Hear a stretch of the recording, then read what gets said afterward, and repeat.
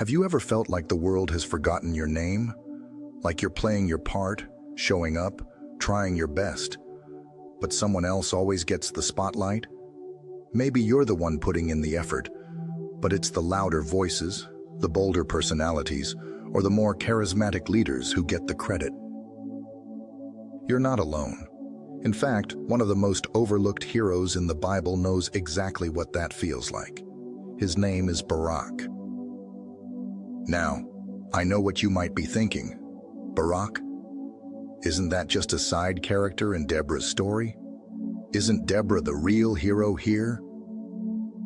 And you'd be right to recognize Deborah's incredible role. She was a prophetess, a judge, a mother to Israel during one of its darkest times. Her courage, wisdom, and obedience to God are absolutely inspiring. But here's the thing. Barak's story is just as powerful. It's just not told as often. That's why today, I want to bring him back into the light. Not to take anything away from Deborah, but to show you that sometimes God works mightily through people who don't stand at center stage, people who hesitate, people who question, people like Barak, people like us. You see, Barak was called by God, through Deborah, to lead an army against an enemy that had been crushing Israel under its heel for 20 years. 20 years of fear, of hiding, of crying out to God. And when the moment came, when the mission was clear, Barak didn't puff up his chest and charge into battle. He paused. He looked at Deborah and said, "I'll go, but only if you go with me." Some might hear that and see weakness. But look a little deeper, and you'll see something incredibly human. A man aware of his limits.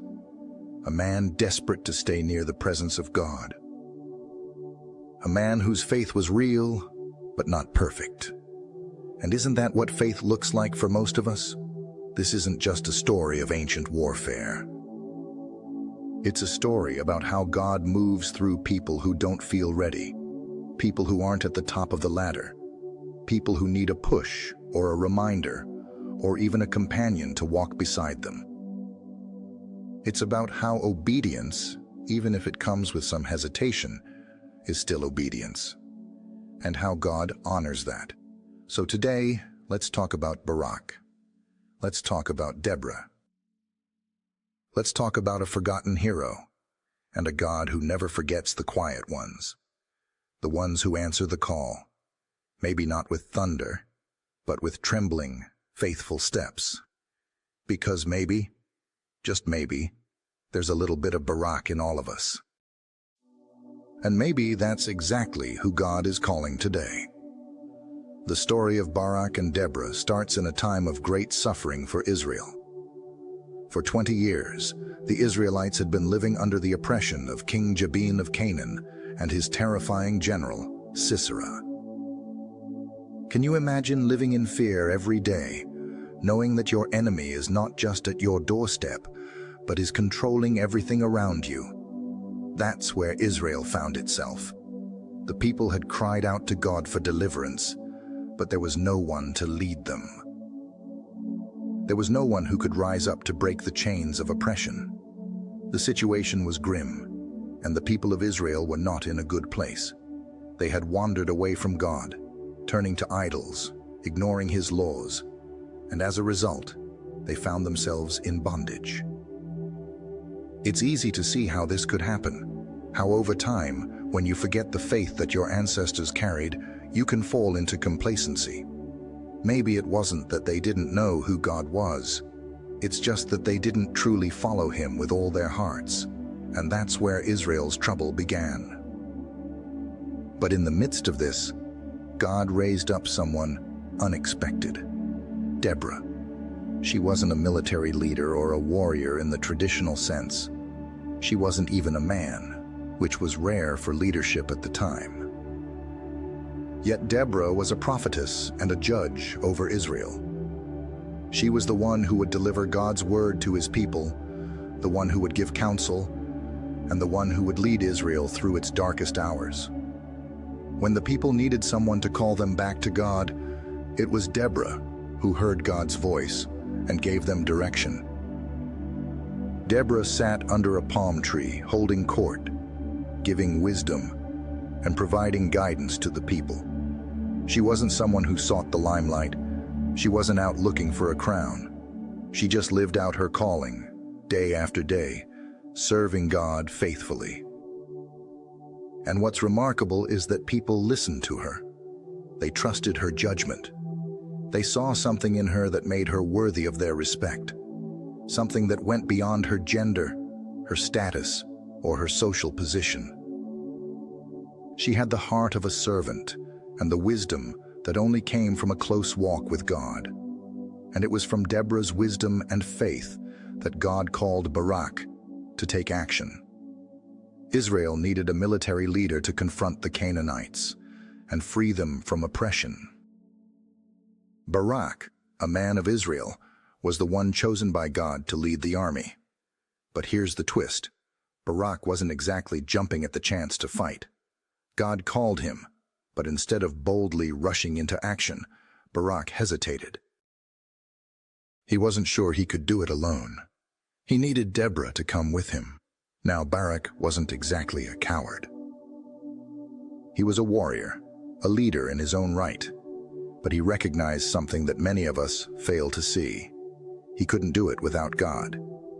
And for him, that meant that Deborah, as a prophetess of God, had to be with him.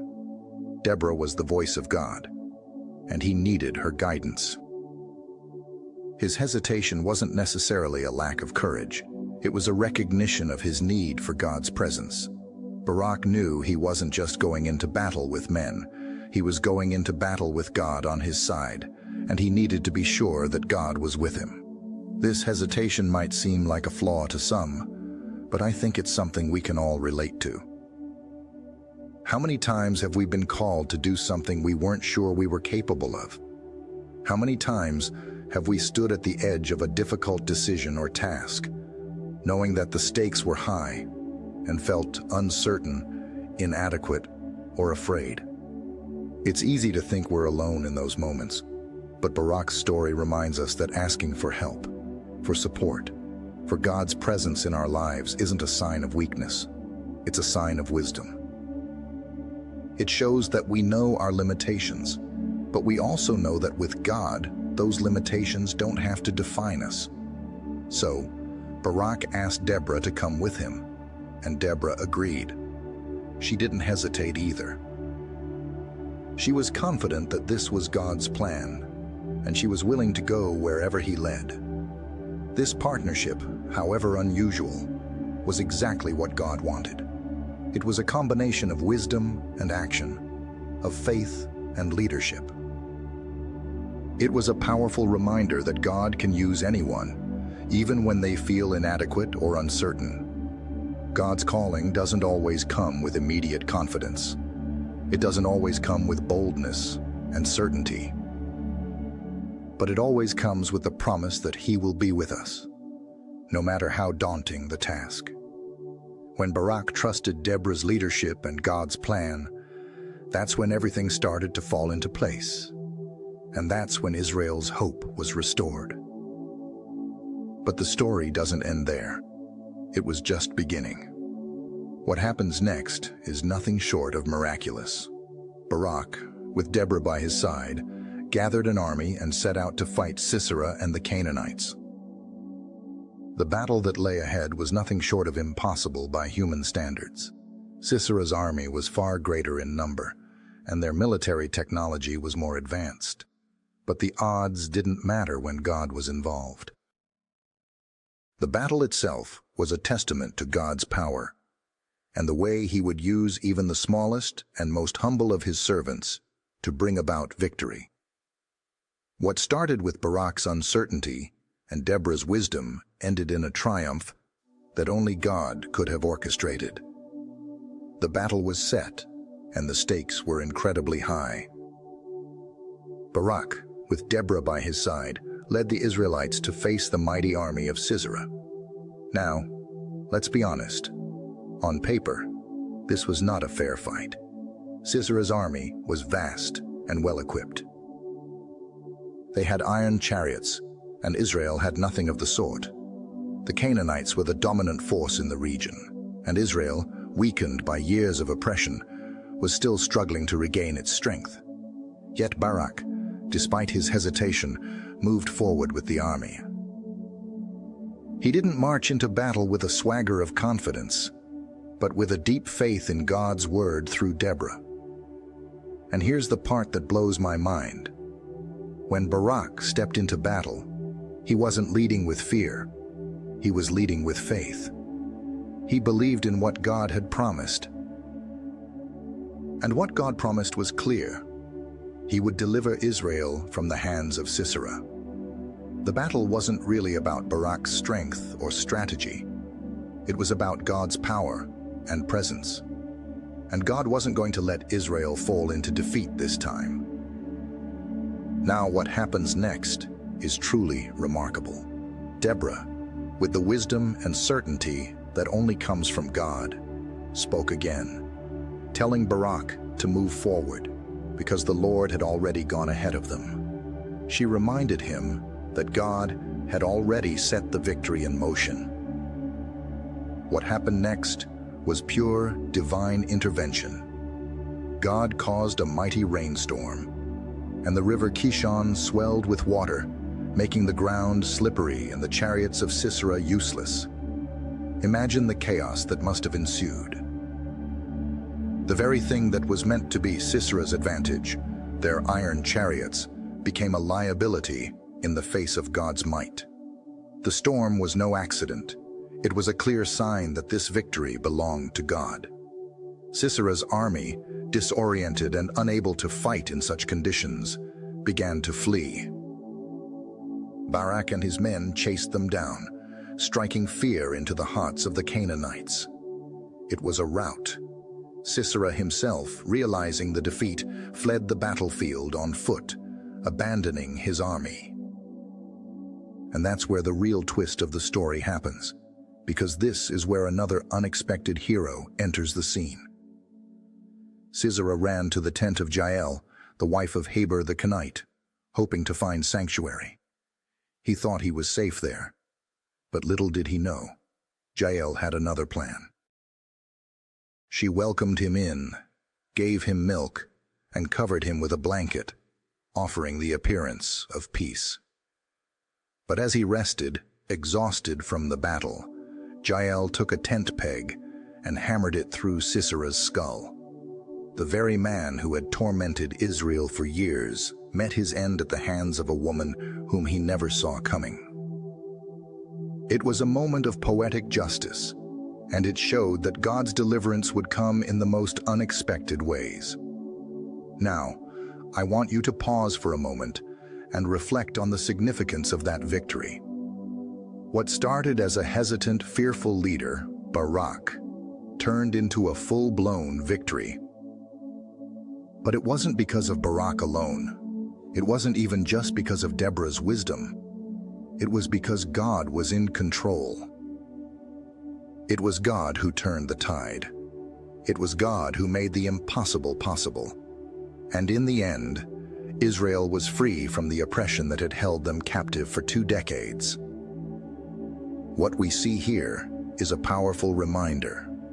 When we step out in faith, even if we're unsure, even if we're scared, God will honor that faith.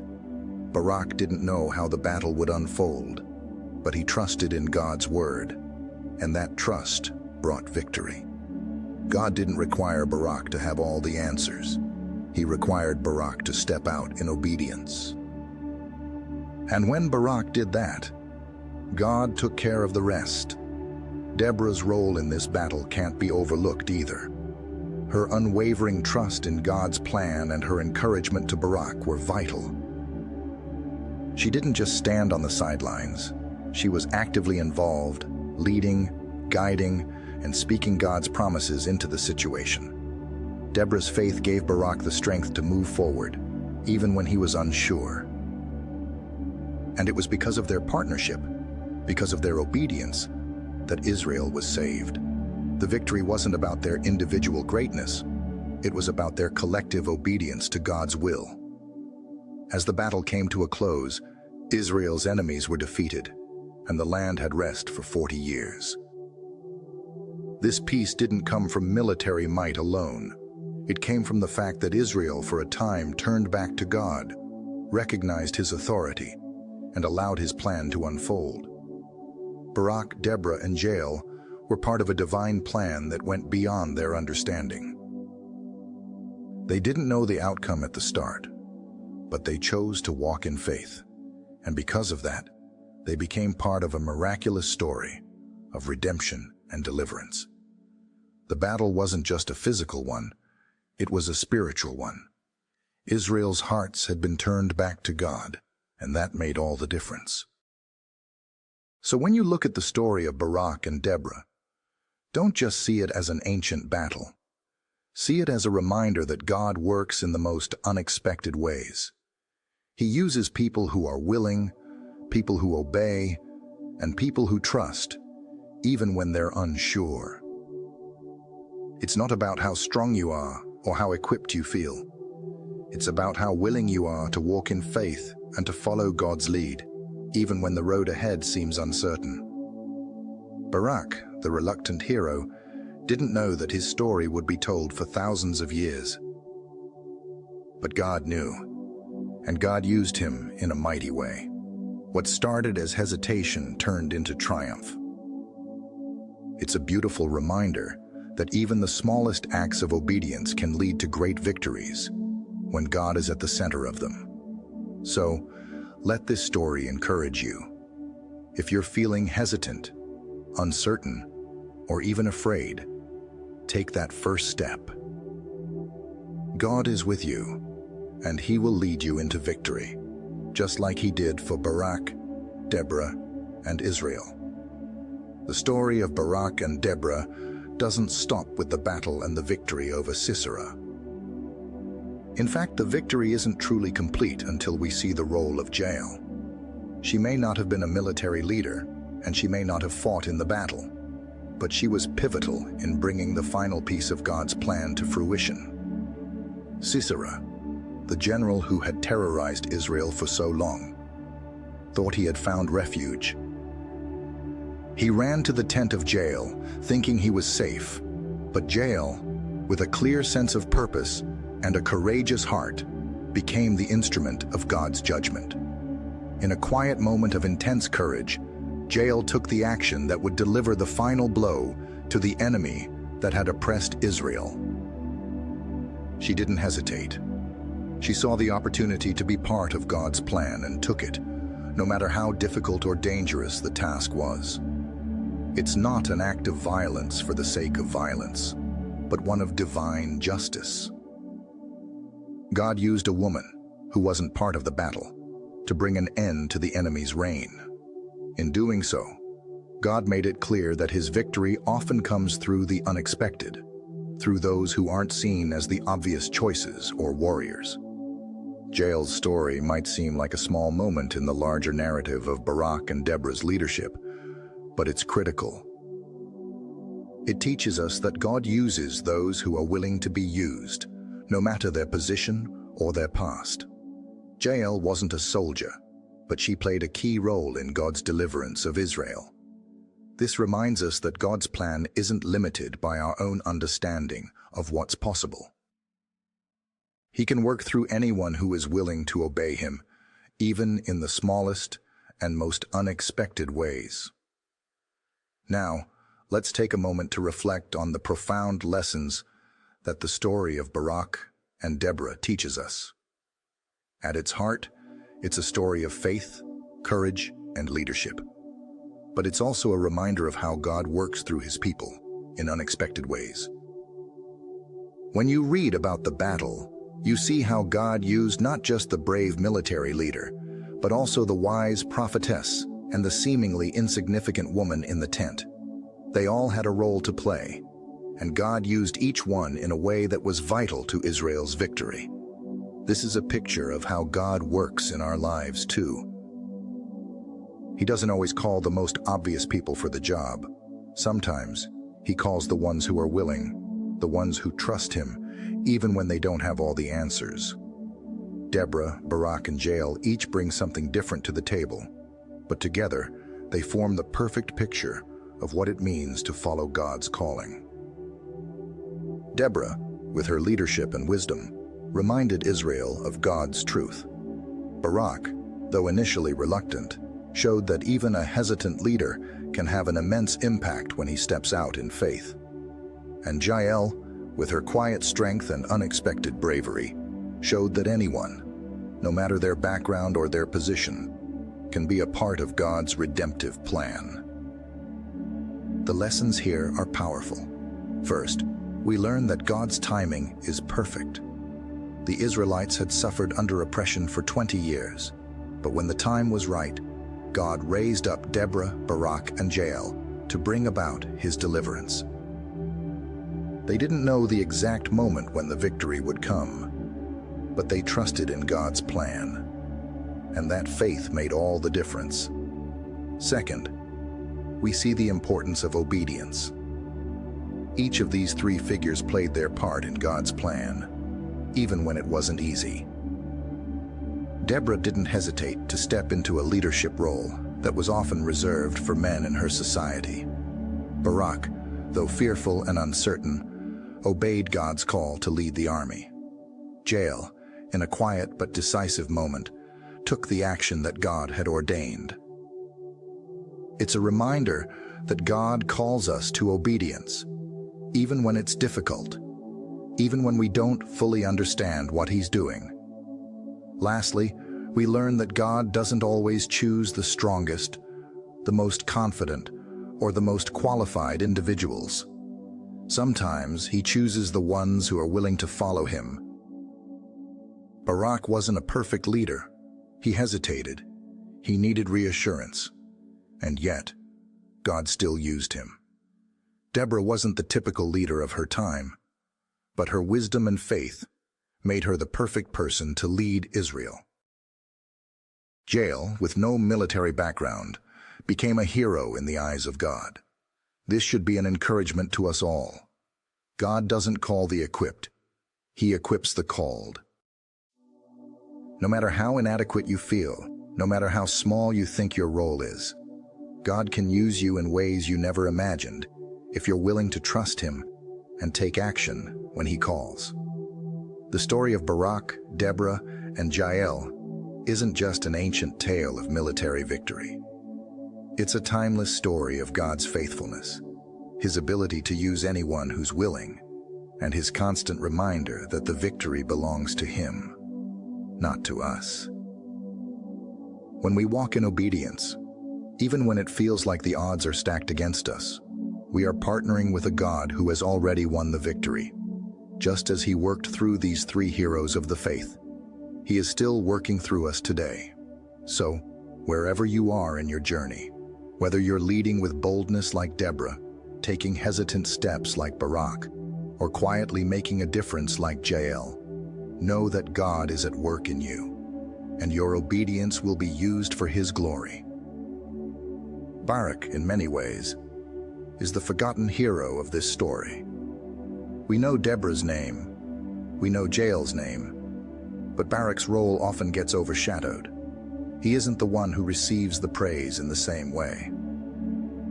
But let's take a closer look at why Barak's story deserves our attention. Barak wasn't the bold, confident leader that we might expect to rise to the occasion. He wasn't the one who went charging into battle without a second thought. Instead, he was hesitant. He was uncertain. But isn't that so relatable? How many times have we faced situations where we didn't feel ready? How many of us have had moments where we've questioned whether we were the right person for the job?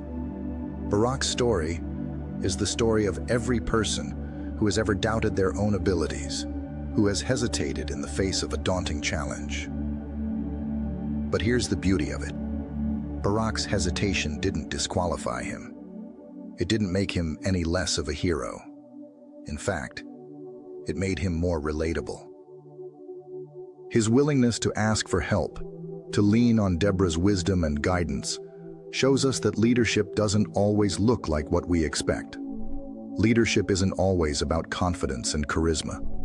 Sometimes leadership is about recognizing your need for God and trusting that He will lead you through. Barak may have been hesitant, but he followed God's call anyway. He took that first step, even though he didn't have all the answers. And when he did, God showed up. Barak's story also reminds us of the power of humility. He didn't let his fear or uncertainty keep him from doing what God had called him to do. Instead, he acknowledged his limitations and relied on God. He didn't try to be the hero of the story, but he was willing to be a part of God's plan, however it unfolded.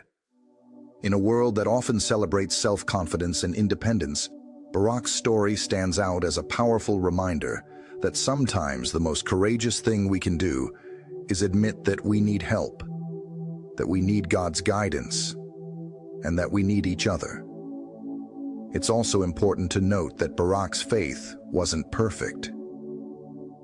He had doubts. He wasn't sure how everything would play out. But God didn't require perfect faith. He just required faith.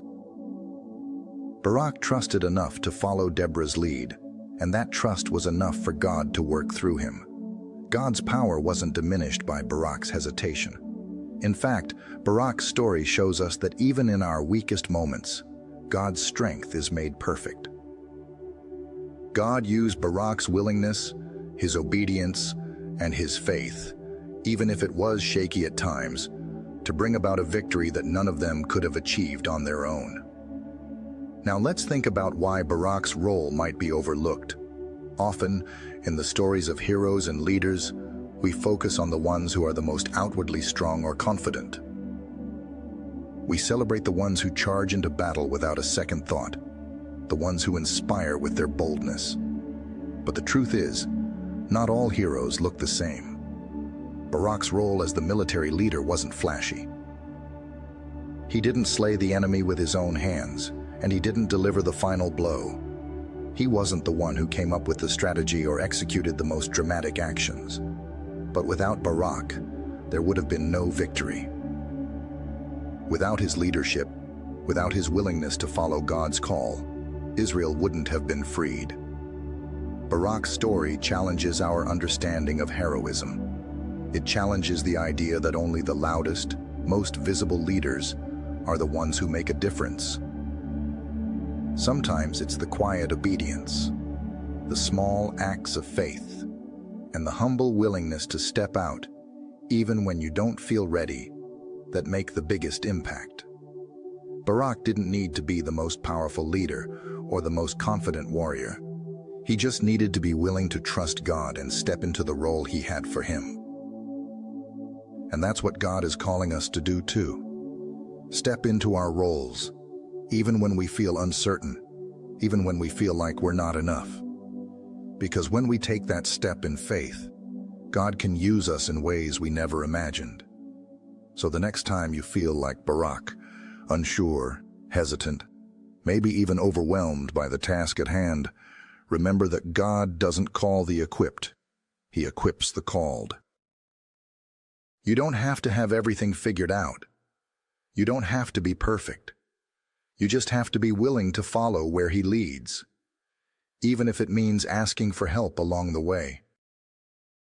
Barak's legacy is one of faith, humility, and trust in God's plan.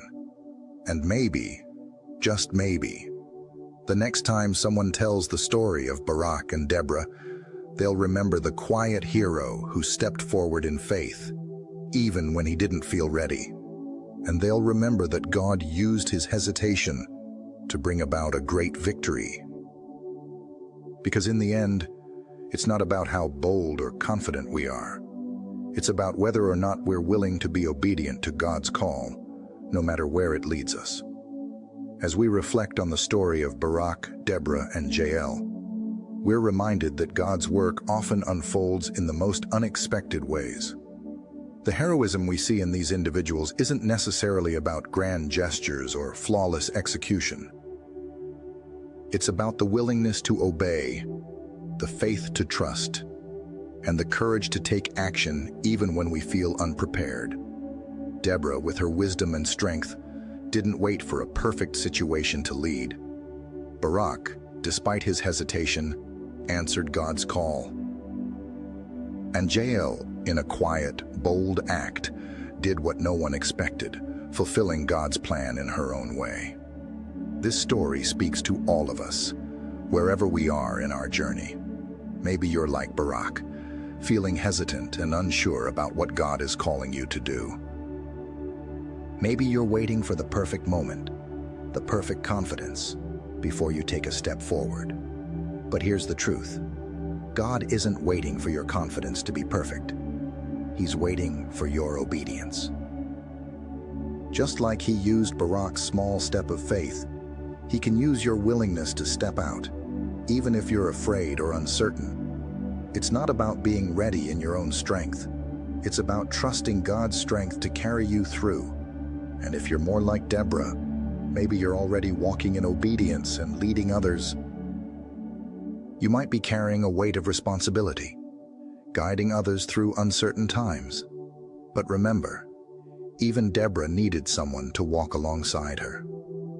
She didn't shy away from leading, but she knew that leadership is a partnership.